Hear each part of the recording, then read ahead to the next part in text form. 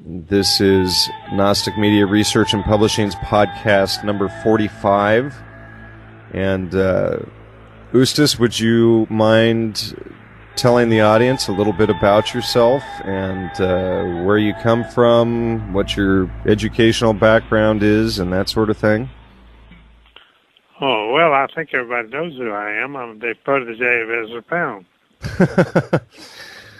Now, wasn't Ezra Pound a poet, and why was he so threatening just to have a show on Radio Rome?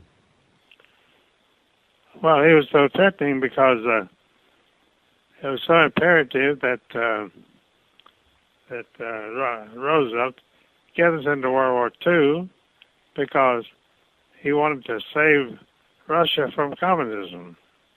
Now, let me ask you this: is it true that the Rothschilds and the main banking families bankrolled the Bolshevik Revolution and Russia's whole rise into communism?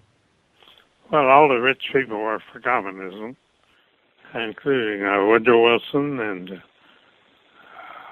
quite a few others. Was it known that Woodrow Wilson was a communist early on? He had joined the Communist Party in 1910 at Johns Hopkins University in Baltimore. And he was a protege of Algiers, too. Was it important to get Woodrow Wilson elected as president?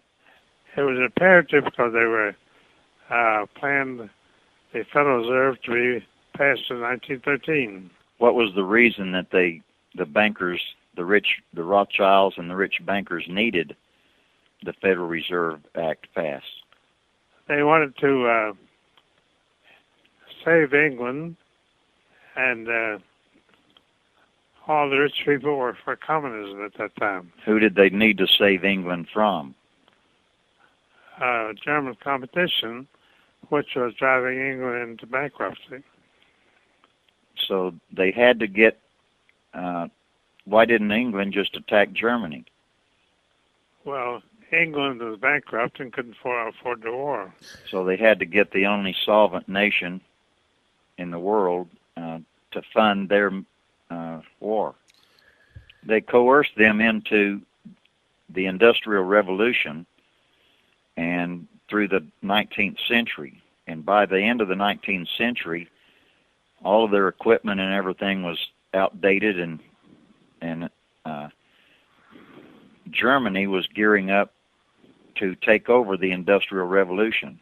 England was now bankrupt and couldn't tool up with new equipment, and the Germans were building a lot better equipment and a lot better automobiles, and the automobile industry was new, and they were far outranking England. Still today. The same today. So the whole thing was a competition and jealousy between England and Germany even then.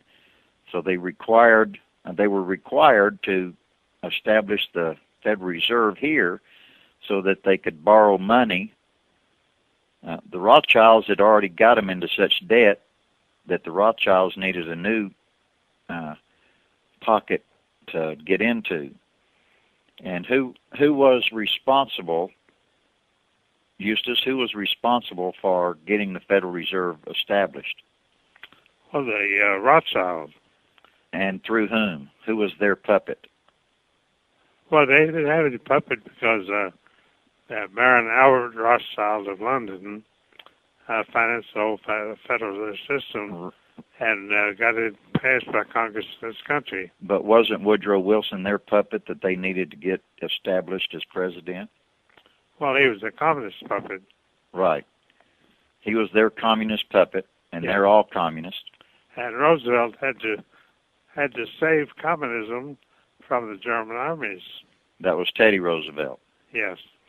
And so it was Teddy Roosevelt's responsibility to get everything set up for the Federal Reserve to be established, and that's the reason we had the 1907. What was the 1907 debacle?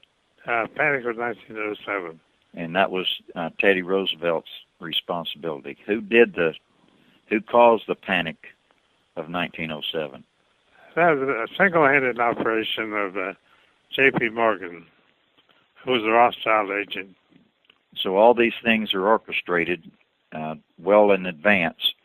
They were orchestrated because the Rothschilds had as their goal in World War II setting up the state of Israel as the homeland of the Jewish people.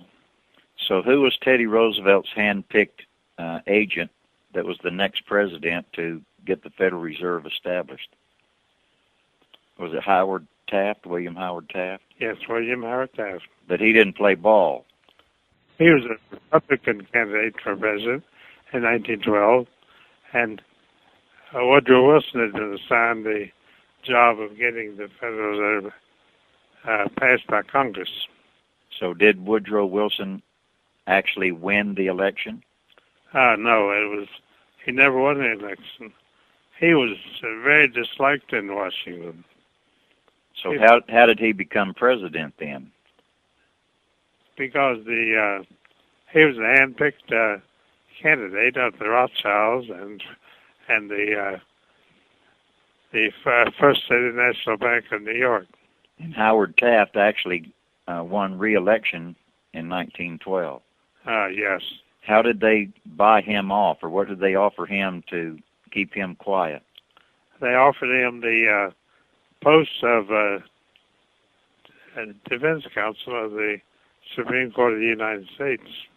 And how long did he have that job? 8 years from 1912 to 1920. So he knew that he could do a better job for America. He was a true patriot, and he knew he was always a patriot. He knew he could do a better job in that office. Oh yes, as chief counsel to the Supreme Court. That's right. And he allowed the presidency being robbed from him to go unabased. Yes, so Roosevelt was acting as the agent for the Communist Party, saving Stalin's regime from the Hitler's armies in Germany. But you're jumping ahead to Franklin Roosevelt. Let's stay back with the Federal Reserve and it being established. As soon as Woodrow Wilson was in as president, he got the Federal Reserve passed. Yes, he did. And what was the very first act that the Federal Reserve did? What was the first loan that they made? $400 million to England to make it possible for England to start World War I. And that was the reason that they had to get the before they could start World War I, they had to get the Federal Reserve. They had to have it signed. The act had to be signed by Woodrow Wilson. That was the only way that they could use the banking system to fund both sides then. Oh, yes. The Rothschilds always fund both sides. England is now able to declare war on Germany, and by 1917, had they won the war? No, Britain had stalemated Germany, and Germany was ready to give up the war.